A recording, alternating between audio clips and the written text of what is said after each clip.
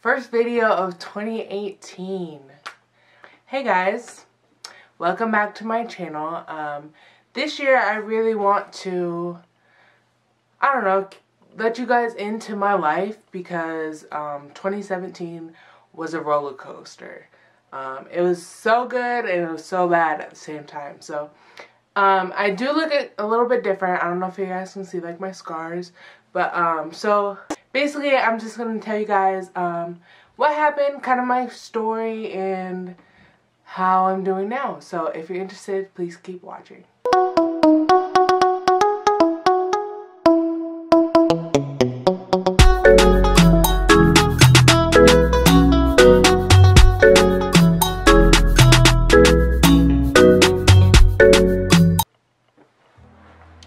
Okay, so 2017 was crazy.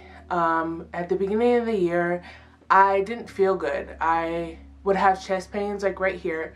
So I went to the doctor and they said basically I was sleeping on my side wrong or something. So that was causing the pain. So they gave me painkillers or like muscle relaxers for that.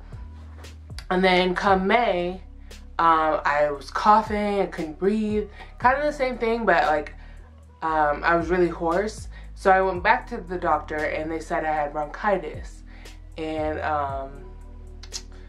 yeah, so they gave me promethazine and all that stuff. And we were going on a trip the 26th of May to June 17th. So May 6th I was like, I'm going on a trip, I need more medicine. They're like, okay, so they give me more medicine. So we're on the trip, I'm feeling fine, taking my medicine. Then halfway through the trip I ran out of medicine. And I just go downhill from there. Like, it was like night and day. Like, I couldn't sleep, I couldn't breathe, I wasn't hungry. And so when we were in Italy, luckily the hotel had a doctor like on call. So she came and she listened to my lungs. She basically said that I had fluid in my lungs, so she said it was like a lung infection. So she gave me more medicine, and then I ran out like 5 days before we were about to go home. And I was miserable. Like, I couldn't breathe, I couldn't sleep, I was having panic attacks. It was horrible. So long story short, we finally get home. We land June 16th, go straight to the ER. We're there from like 2 in the morning till about 6. I mean 2 in the morning till about 6 a.m. They do an x-ray of my chest. The doctor comes in and they're like, first he's like, do you know of any oncologists? And we're like, no. So then he's like, you have over a liter of fluid in your left lung, some in your right. You also have a big tumor on your superior vena cava, which is the major vein of your heart. And that I was swollen. I kept getting swollen in the mornings. And that's because the tumor was squeezing on my superior vena cava, so it was not letting any blood flow back into my body. So basically I was just full with like fluid. And then on top of that, he's like, you have non-Hodgkins lymphoma. So then I take an ambulance ride all the way to Bergen. The first thing that they want to do is get the fluid out of my lungs. So they did a thorough centesis, and basically they take this long needle, they poke it through my back, through my ribs, into my lung, and then pull out all the fluid that was in there. It was over a liter of fluid.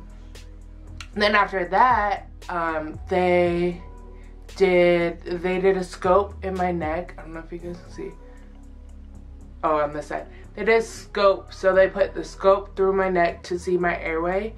And then, so they did that. They put a stent in my airway, so my airway would be open like this. And then July 2nd, everything just went to shit. Excuse my language. I don't remember this day. I don't remember this day. I've heard about it from my mom, my dad, and Trey. But basically, while I was there, they were doing like routine breathing treatments, so that way I could breathe. So I remember saying I can't breathe, so they did a breathing treatment, and then after that I don't remember anything. I guess I stopped breathing, my eyes rolled back into my head, I stopped breathing. And then, so they called a code blue, and that means like when somebody stops breathing, they call it code blue. So a bunch of nurses rush in and try to give me CPR and resuscitate me. Then they had to intubate me. So they put this tube down my mouth, and basically a machine was breathing for me the whole time. And I was out, like, sedated for about 3 weeks. I didn't know what was going on. I didn't know anything. I would wake up, but I knew I was in the bed, and I knew I was like strapped to the bed, and I knew I had a tube in my mouth, but like I wasn't fully there. Cause like I would have dreams that like so and so would come visit me, or like my dog died, and like things like that.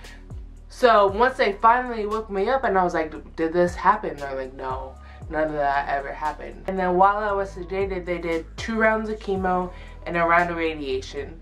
And my chemo is 5 days straight, like 24/7, start to finish, 5 days. I'm hooked up the whole time. And so they did that. Originally they said I would have to do 8 rounds of chemo. So by the time I woke up, it was like the 3rd or 4th round, and then I was awake for the 3rd and 4th, and then by the 4th round or the 5th round, they did another scan, and they said that there was no active cancer left in my body. So then they brought it down. Instead of doing 8 rounds, I only had to do 6. And so yeah, I was basically in the bed 24/7 since July till about October, if that. I went down to 120 pounds. I had to relearn how to walk. I had to relearn how to write. I had to relearn how to talk. I had to relearn how to do everything, basically. And it was hard. Like, there was times, like, I couldn't do it. Like, I would just sleep all day. I wouldn't want to talk to anybody. I think, I can honestly say that I was depressed laying in that bed. Like, people would come in, and like I love everybody who came to visit me, but like when the doctors would come in every single day, they'd be like, so this is the same, like, you know. So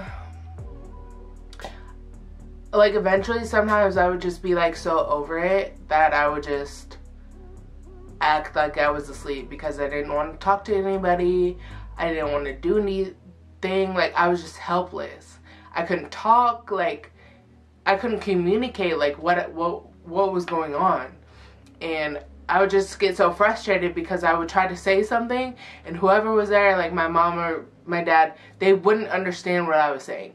And I couldn't write it because I can't write, so it was just like a battle, like, every single day. And I'm just happy that I got through it, and I'm blessed to really, because I seriously, like, died and, like, came back to life. So I'm just so grateful now, and now I have, like, a whole new approach on life. Like, I want to do everything. Like, I really want to succeed in my business. Like, I really am putting myself into it.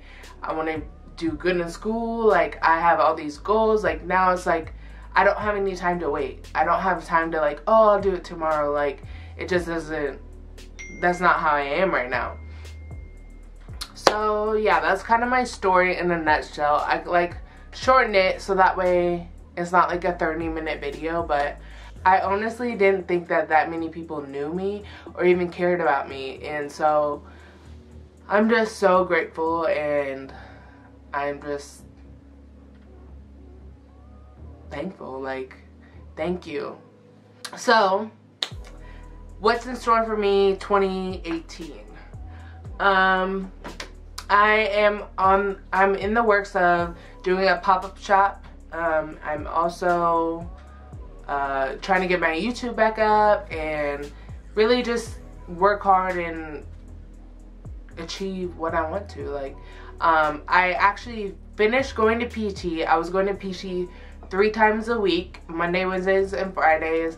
And then on the other 2 days, I was meeting with a trainer, which I still am. And I'm on a meal plan. I'm in the process of growing my hair back, so be on the lookout for a video with my hair routine.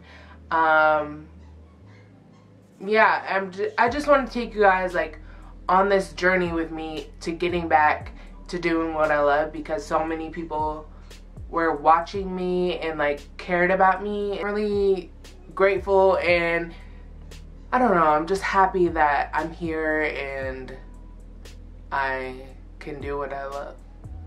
Oh, I want to do a Q&A. So if you guys have any questions or you want to know more about me, or just have, I don't know, leave it in the description box below, and so I can answer all you guys' questions. Or if you just want to know more about me and my business, like just anything, leave it down there, comment. And that's pretty much it.